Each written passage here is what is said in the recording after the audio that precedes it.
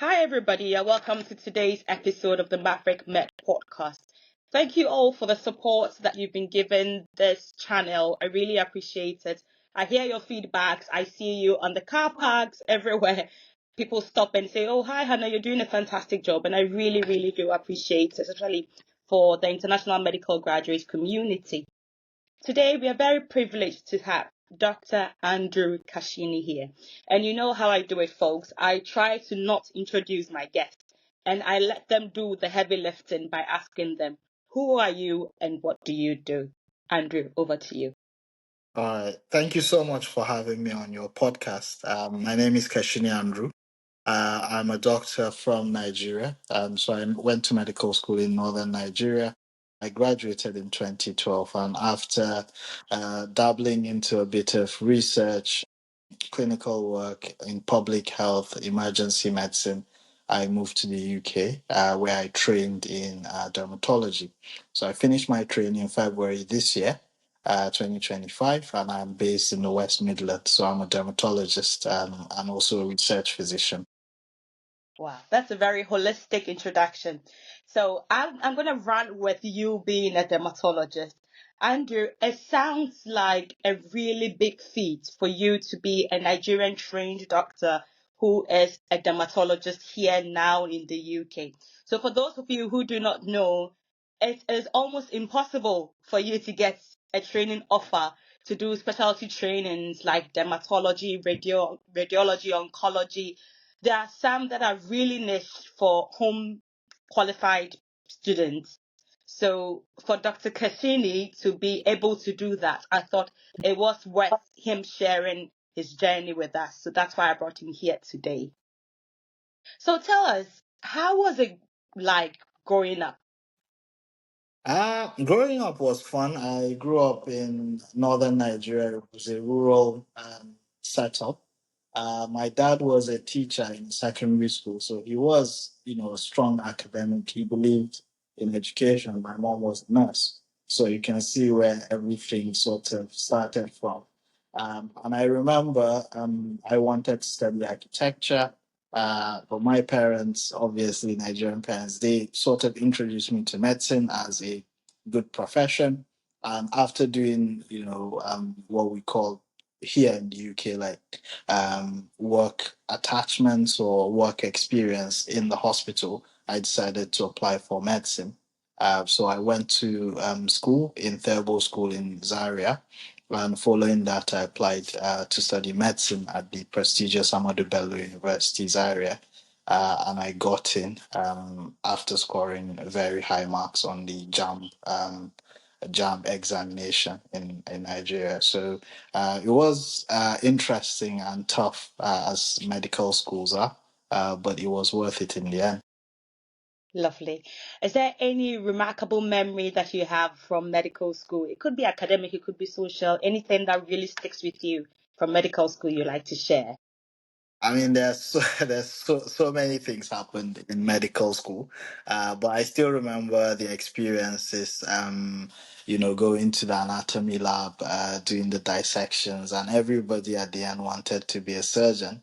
But as life would have it, some people chose right from medical school not to want to do surgery, and I was one of them. I remember from my fourth year, I started going on. Taster days, so going to clinics, dermatology clinics, whenever I was free, and I would sit in with the dermatologist at that point. I don't think I learned much, but I think just being there just highlighted and reinforced the fact that I would study to become a dermatologist in future. And from then on, so many things happened. I finished internship, and then I did some national service at the National TB and Leprosy Hospital in Zaria. So it had a full dermatology setup, including leprosy, TB, and HIV. So I had the whole range of dermatology and infectious diseases. And all of that just reinforced that. And interestingly, I looked back at my yearbook from medical school, and I actually, when they asked, what were my career goals, and I said I I saw myself becoming either a dermatologist or a family physician. So I think dreams do come true, isn't it? Wow, absolutely. Yeah. And your story is super inspiring. Tell Thank you. me, Dr. Kashini, so you have had the best of both worlds. You've seen dermatology in the tropics, where we see things like you've mentioned, HIV, a lot of infectious diseases that have skin manifestations, and you've been here as well. You've managed to train here. How different is it? I think in terms of the clinical presentation, so one, we have a lot of infectious dermatosis in Nigeria, even though we have inflammatory conditions like eczema and psoriasis. So we have both, but I think there is a lot more infectious dermatosis than here. But with travel and migration, the world becoming a global village, it's all also coming here, and we can see we see cases of leishmaniasis, borreliosis, ulcer, and leprosy even in the UK. So it's not that different anymore. I think the only difference would be access to things like biologic therapy and systemic therapy. There is the financial constraint, and people have to pay out of pocket back home, unlike in the UK where you have the national service. So there is that limited access to systemic therapies like methotrexate, cyclosporin, and biologics. Um, so we rely more on topical treatments and other cheaper alternatives. Right. So, medical school, you go through it, you do your NYSC. At Yes. what point did you decide that I'm coming to the UK? Well, um, I think the decision to come to the UK was in 2016. Me and a group of friends, after not being successful in getting residency training slots in Nigeria, jointly made a decision to move to the UK as we heard there were opportunities to train. We did all the interviews, we didn't get in, and we thought, we're running out of time. This is 4 years since graduating medical school, so we needed something has got to give. And at that point, I'd finished my master's in human physiology. I've done a bit of research, but I still wanted to uh, train as a dermatologist. I remember doing an interview. I think I did 3 or 4 interviews for residency training, and I wasn't successful. So I decided to move to the UK with the goal of getting into GP training or internal medicine training, and eventually, combining clinical practice with academics and doing a PhD. So that was my dream initially. But then after I moved to the UK and I went through internal medicine, so core medical training, I realized I could still become a dermatologist. So I applied. All right. Now, walk us briefly through the process. How easy was it getting into specialty training, considering that you may not have had a British citizenship by then? So it was tough. I mean, it was a tough decision to make.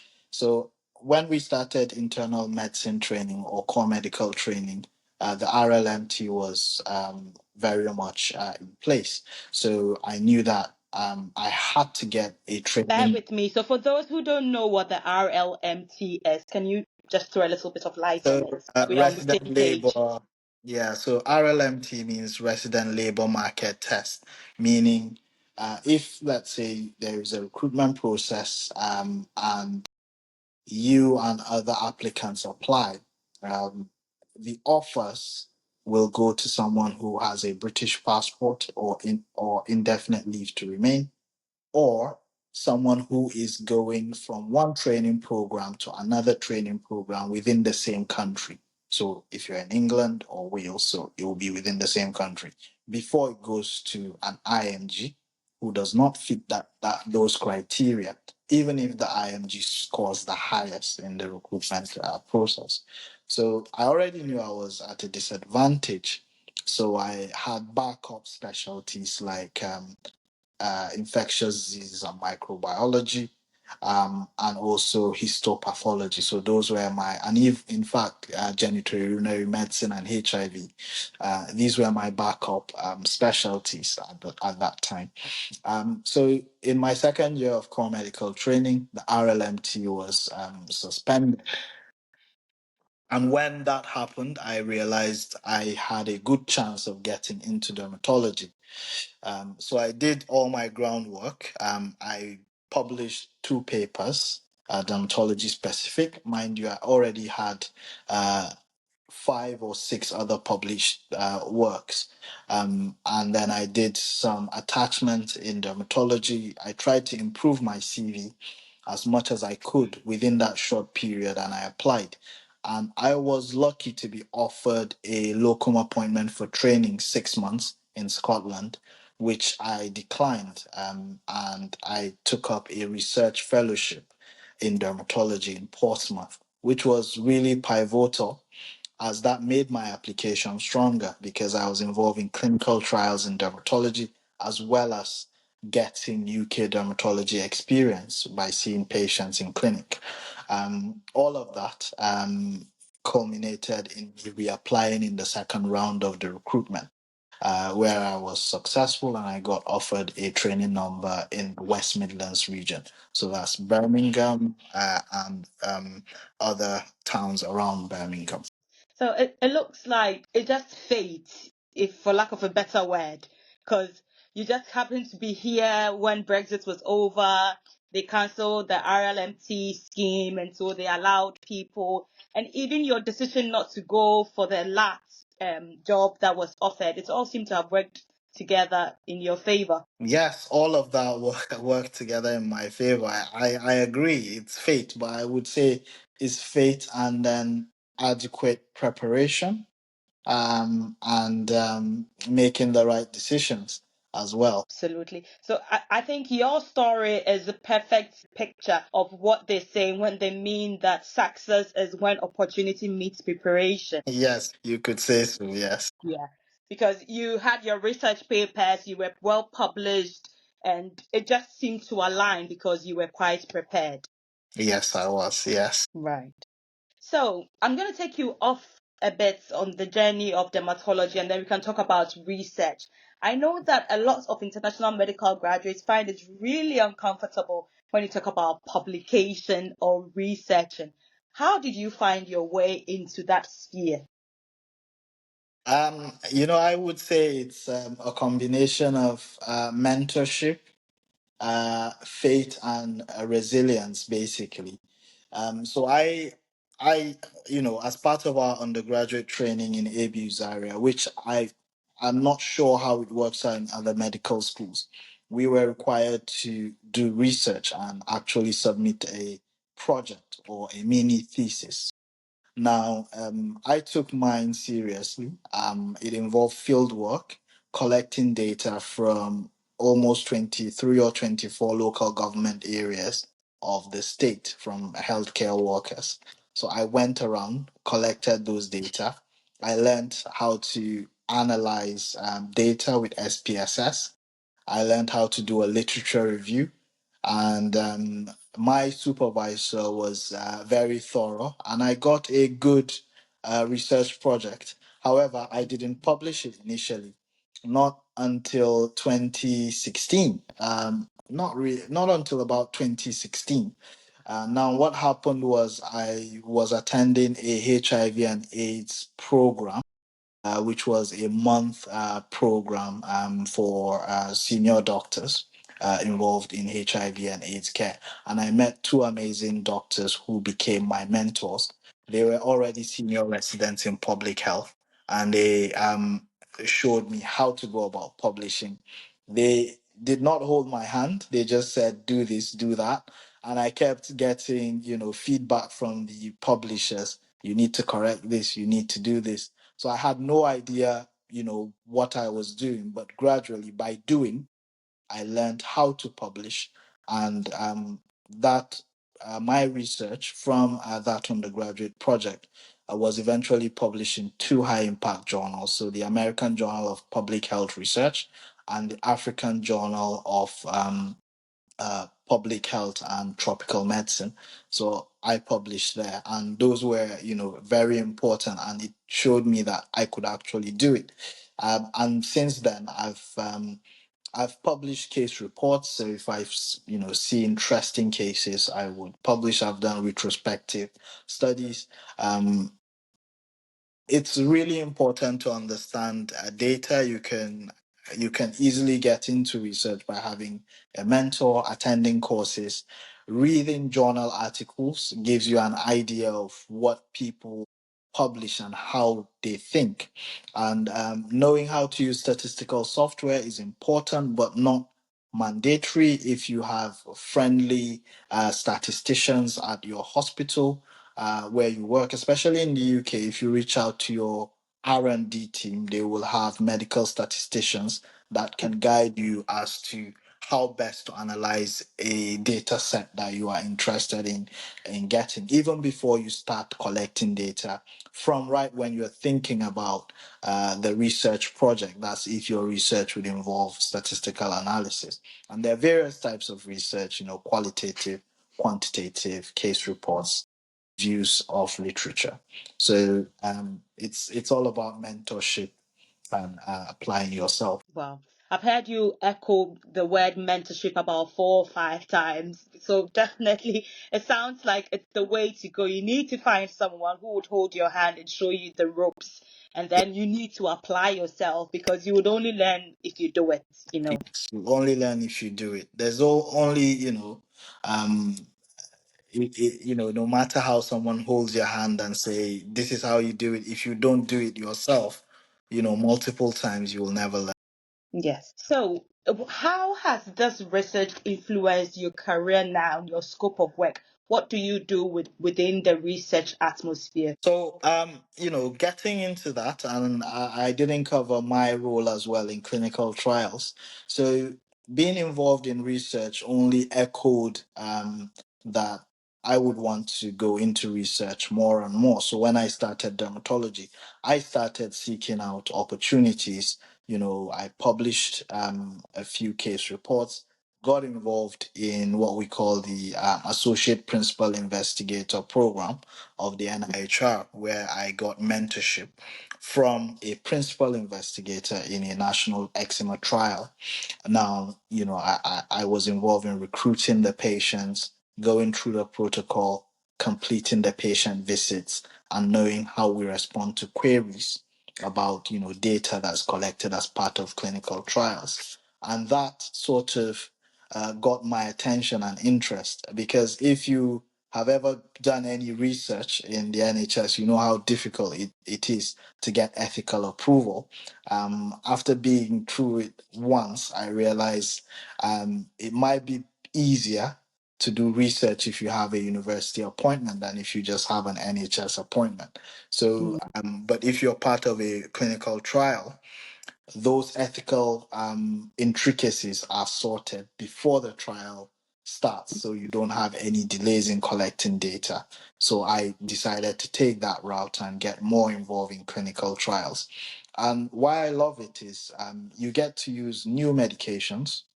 Some have not even been in the market. You get first-hand knowledge of how these drugs work. And it is really interesting, studying the journey of drug development, post-marketing surveillance, and adverse reactions. So, since completing my training, I've been involved as a co-principal investigator and sub-investigator in a multinational clinical trial in the UK, and it's interesting because it diversifies my week. I see dermatology patients some days in clinic, and then I see clinical trial patients some other days. So it makes my week very interesting. Wow. So it sounds very much like it gives you a portfolio career. So you're not quite bored. You Yes, get a yes, nice blend of everything. yes. That is exciting. In our earlier conversation, you did mention that you're also into academia where you lecture part-time. What do you do when it comes to Okay. lecture? I got involved in medical education through a friend of mine who is very much into medical education. And I started as a part time tutor. for a postgraduate diploma in dermatology in Scotland. And I enjoyed the interaction, sharing knowledge, and guiding mostly family physicians and specialist nurses in studying for their postgraduate diploma in dermatology, and it resonated with me that I wanted to impact on that. And I also got excellent feedback from teaching undergraduate medical students from Warwick University and University of Birmingham during my training, and I decided to venture more into that. So I've just recently started as a visiting lecturer in Hertfordshire University, where I teach on their masters in dermatology program only part time. But that is also important because we get a lot of referrals from primary care and other specialists, and I think it is important to also extend the knowledge and bridge that gap so you get quality referrals and things that don't need to come to secondary care get treated in primary care. So that's why I'm involved in medical education as well. And the program that he mentioned, I don't want to do free adverts for anyone, but I did dermatology as part of my rotation. And at a point, I was contemplating taking a postgraduate diploma, and it's a very renowned course that you'll be signposted to if you are into primary care or you have any special interest in dermatology. It is the must do course you are interested Yeah. in Right. dermatology. Right. Yeah.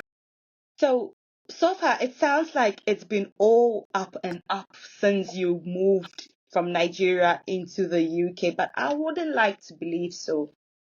Have you had any low? Of course, it's not always a bed of roses moving a country, Mhm. especially being a person of color in the UK. You definitely face challenges, in the workplace from, patients not wanting any procedures done by a black physician or, Mm.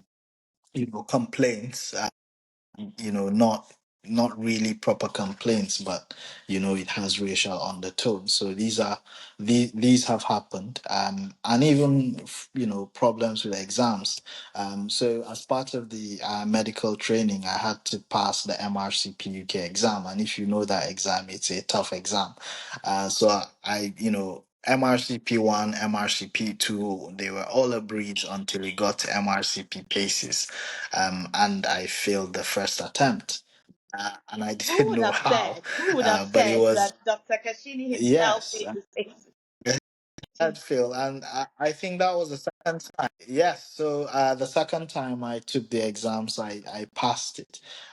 It is a tough exam, to be fair, but it hasn't always been, rosy. And after that, I accepted that sometimes you do have challenges as part of your journey.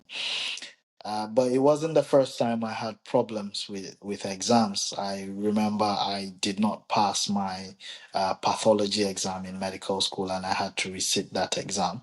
So I've had those experiences. So life is, it's not all rosy. It's full of. So I was just saying, I passed the exam in the second attempt, and it's not the first time that I failed an exam. So I failed my pathology exam in medical school. So I have seen it all. So I think we all learn from failure, and sometimes it's necessary. It helps you reassess things and get a better perspective on life.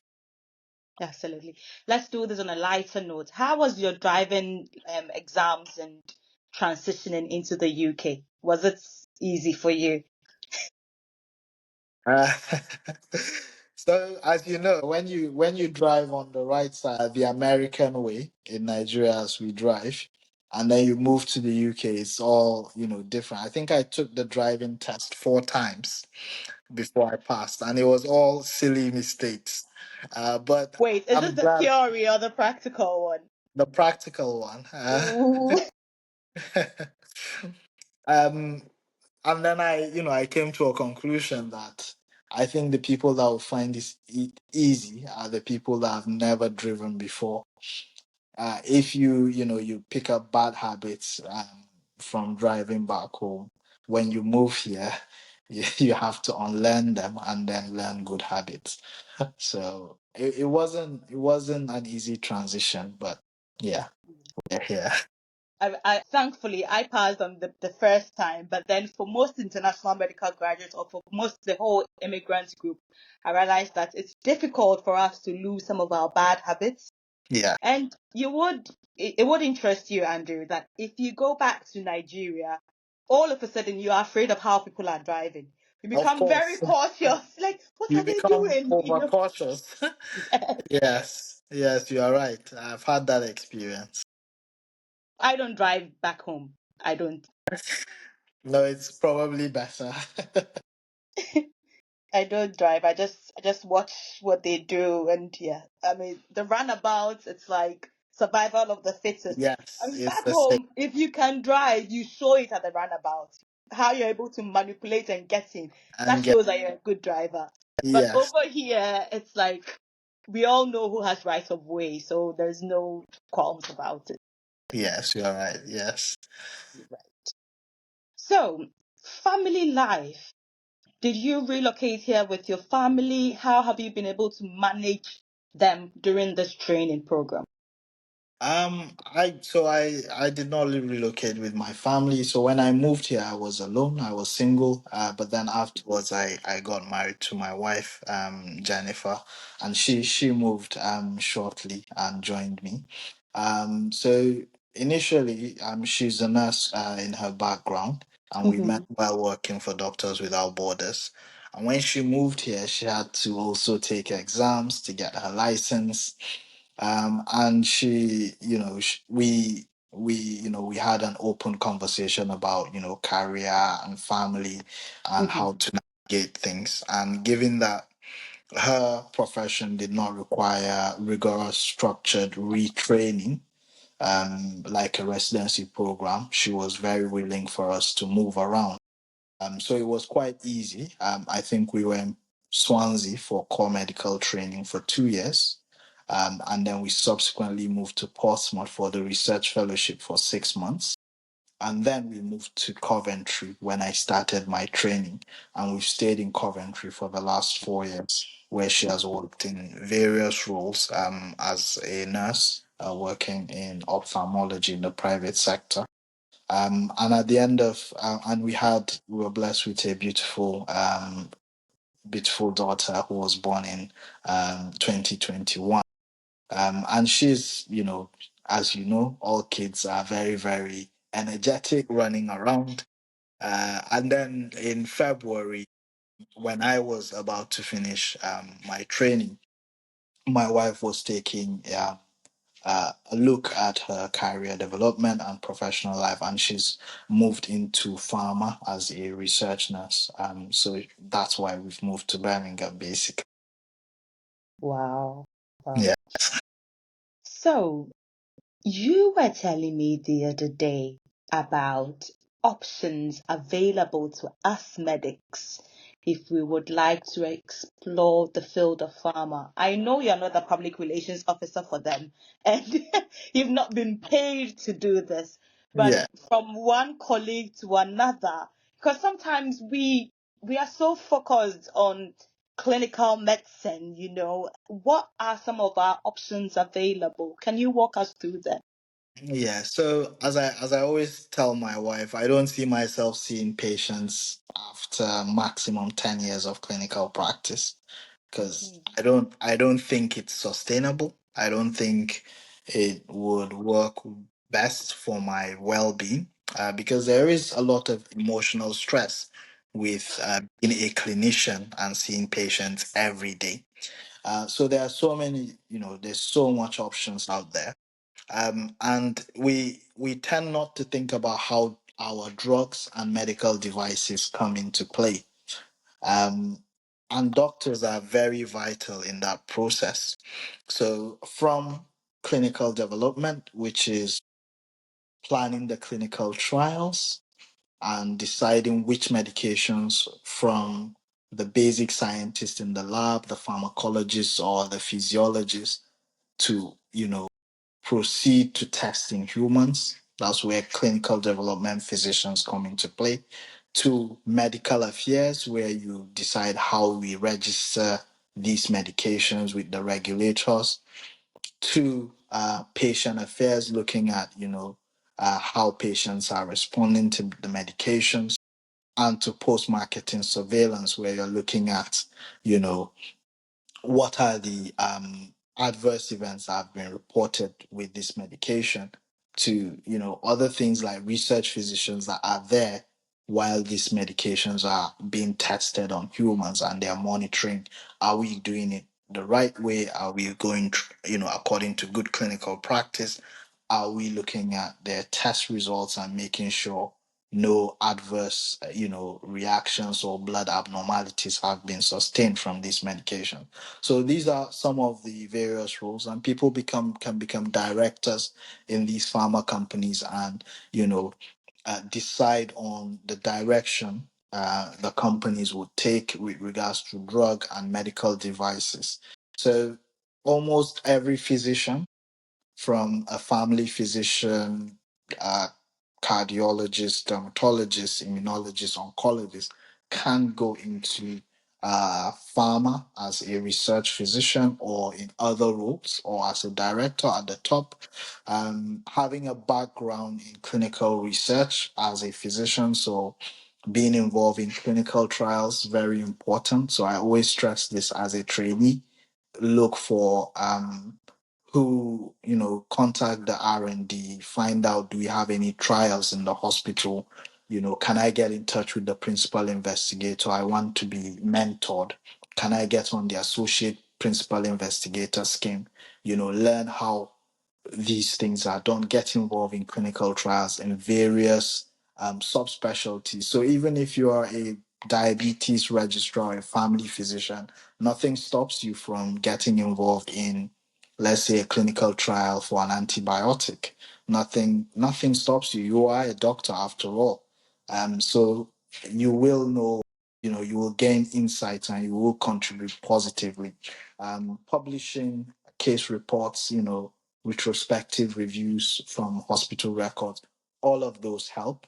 And there are, diploma courses you can do that tells you and teaches you about pharma. Um, there is one run by the James Lind Institute in Switzerland. You could do, I think it's called the Advanced Postgraduate Diploma in Pharmaceutical Medicine. So that will teach you about everything you need to know, and you could finish your training program. You could diversify. You don't have to work full time, even in pharma or in clinical practice. And you can, get a feel of how research and pharma is like. And some people have crossed over, and you can cross over both times. You can move to pharma if, after a couple of years, move back to clinical practice, or you can do both side by side, which is what I'm doing at the moment. Um, and then you see how you get on. So there are various options for physicians. Thanks, Andy. Thank you for not gatekeeping and letting us in on the secret sauce. Yeah. Right. So I can see that you are a proponent of well-being, family life, combining things with you saying that you don't see yourself working, patients facing for the next 10 years.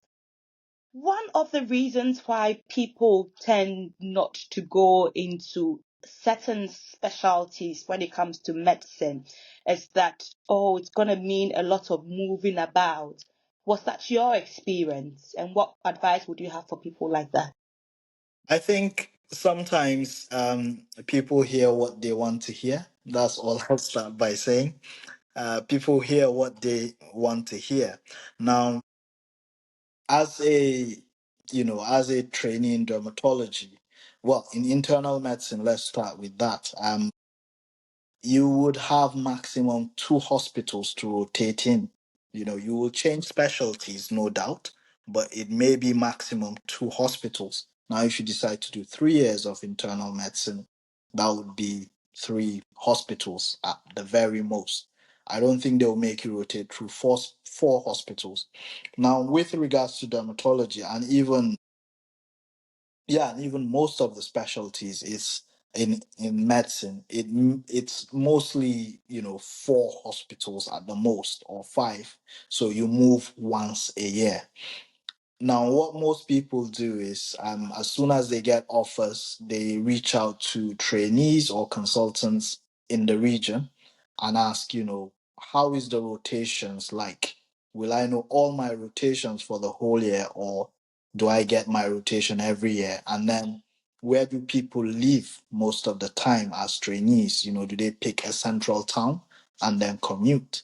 And how is, and can you request certain rotations, and can you meet all your requirements, which is what I did. So when I got Coventry as my first rotation, I wanted to know, where would the next one be.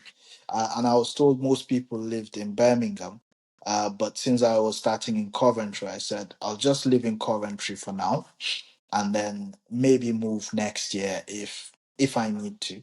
And then I, realized that you could ask in my deanery for certain hospitals.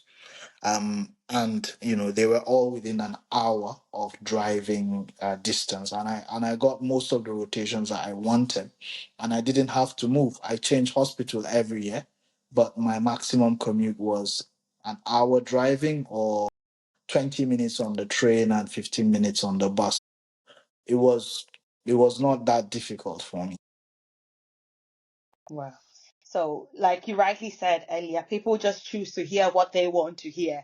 It is not impossible. You have done it. They can do it too. Yes. That is exciting to hear. Right, Andrew. So, if you were to go back to your 18-year-old self, no, at what age did you write in your yearbook that you're going to be a dermatologist? 23. 23. So let's wait. Let's do it in two phases. What would you tell your 18-year-old self, and then what would you tell your 23-year-old self 5 years on? To my 18-year-old self, I'll say, don't worry, you will be fine.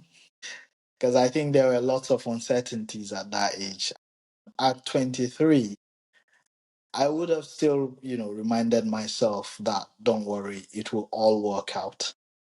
I wouldn't do anything different. It will all work out. Andrew, I have a 16-year-old nephew who is going to take his GCSE, and he's quite nervous, and he feels like he's not sure what he's going to do with his life. What message will you tell him? It's, I think I would say follow your heart.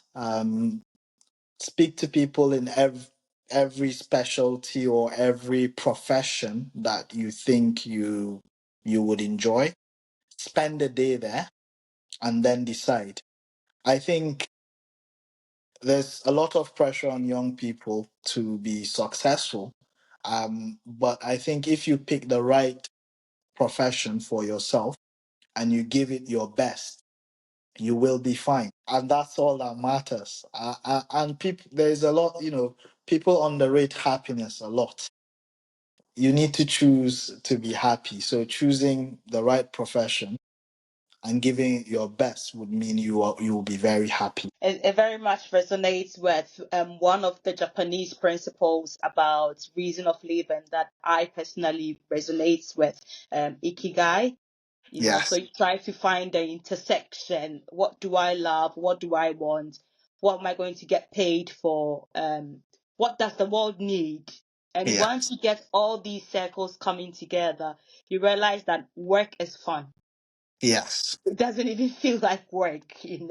So Which is I totally enjoy my work. I wouldn't do anything else, to be same. honest. I told someone that the 4 years of dermatology to me was a breeze, because Mm, I didn't feel stressed at all. Definitely, there are, workplaces that you wouldn't really enjoy, mhm. but I didn't feel particularly that the training program was stressful to me. Hectic. The whole of dermatology was 4 years, and there was Mhm. one exam, and I passed the exams. I only studied for 1 year, and it's done once a year. I passed it in my ST4 year, and I had ST5 and ST6 just to focus on portfolio Research. and learn quality. So the 4 years went by. So when I hear people talking about, oh, it's 6 years, you spent 6.5 years, that must have been tough. I always say, I think for me, the toughest part of my training was the first 2 years of internal medicine. After that, it was a breeze and easy to me. Absolutely. So yes, we should definitely find our purpose, find what we enjoy so that life would be a breeze. Sometimes it's really hard for young people, especially now, because some parents we try to live vicariously through them. So if I Yeah. wanted to be a doctor and I couldn't be a doctor, then you have to be a doctor. And he doesn't Yes. even like it. So a lot of pressure from us. Bless him. Right. So to the IMG community, what's your take home message? Um, I would say start early. I always said, I think I moved, I would have said to myself, maybe I moved to the UK late, but I think I moved at the perfect time because it all worked out. But I would say if you think, this is where you need to be, start early and build your CV. I can tell you from personal experience, it's easier to publish and do research from back home. And if I had known how important research would play a part, I would have been I would have come to the UK. I told someone I would have come to the UK with 40 publications. If I Wow. had known, I would have published everything I saw. Because I was in Nigeria, I was at a dermatology hospital for 2 years. I Hmm. was seeing HIV patients for 2 years. I was seeing leprosy. So I have seen a whole range of things. I could have written case series, case reports, retrospective data. I remember cases that I was seeing at that point. We coined a name called low CD4 counters, and Hmm. I never published it. These were HIV positive patients, well controlled on medication, but their CD4 counts were very, very low, and their viral loads were very, very low. Hmm. Wow. Wow. I mean, now that you've mentioned, I also worked, but just for 6 months at a communicable diseases hospital. And I think I saw people like that, but we just found it intriguing. Like, oh wow, interesting. Yes, and that's where the So conversation these ended. are these are these are interesting things. I remember bringing it up with the then head of clinical services and saying, "Oh, we could publish this. We could do some research," and he just fobbed it off. He was like, "No, we don't want to be professors. You can do it when you want to." And funny enough, both of us are now in the UK. He's doing a PhD. Well, So maybe he's becoming a professor in the end. yes. So I looking at ethics approval, I remember getting ethical approval when I was doing my master's in Nigeria was easy. Hmm. Getting ethical approval from research, REC, NHS England takes a minimum of 6 months, Yes. from my experience of Mhm. back and forth. So it Yeah. took me a year because I did a study. It took me a year. So a total of 4 years to conduct one research. So Missed that opportunities. advice would be it would be very easy to get ethical approval back home to do any research. Get a mentor, preferably a young researcher attached to a university hospital. That would be very beneficial. Attend conferences back home, present at conferences. These things are things nobody thinks about. But here I go to a dermatology conference, and I remember meeting a medical student from Howard University in the US coming to Wow. the UK to present her poster at a dermatology meeting. She wants to be a dermatologist. So that's how it starts. Now I'm beginning to feel really sad. So I think we need to start early, and we need to get good mentorship, as I've said, and starting back home. Everybody thinks they would come to the UK, get proper mentorship to do things. And NHS doctors are very busy people. They don't have time for research. The only people that have time for research are the professors who are busy in the universities. And they do a lot of clinical work, and their research may not be what you want to do. That's Mm. one. In fact, it will not be what will help you as someone who is an aspiring dermatologist or aspiring GP. It's very niche. It's not generalist. It's not something that can be done in 6 months or in 3 months. They're research projects that span years. So it may not be what you want to get involved in. So, but things like case reports, case series, retrospective studies, very easy to do back home if you have the right mentorship and the right resources and the right patient cohort. And I think if you've missed the boat, you can still collaborate with your colleagues back at home. Of course, you can always Yeah. collaborate. Yes, you can always Yes. collaborate. I Yeah. agree. Yeah.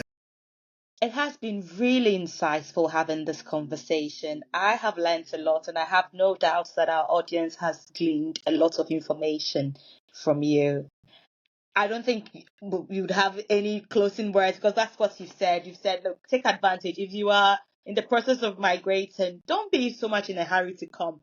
Take advantage of our systems back at Yeah. home and publish as much as you can before you come in. It would help you. It will give you a leg up in your job applications and even in your interview for jobs. If Yep. you're applying for a consultancy role or even a GP role, if you want to be a partner, they want to know what you bring on board. And this is a real distinguishing factor if you have some publications to your name. Yes, I agree.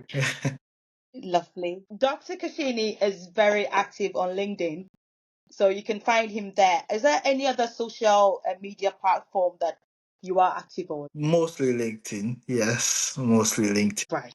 Yeah. So I would post his link in the description below so that you can follow him and then ask him any questions if you need to. And he mentioned that he's done a few videos about how you can get into dermatology training as well. So I'll put the link of those videos below.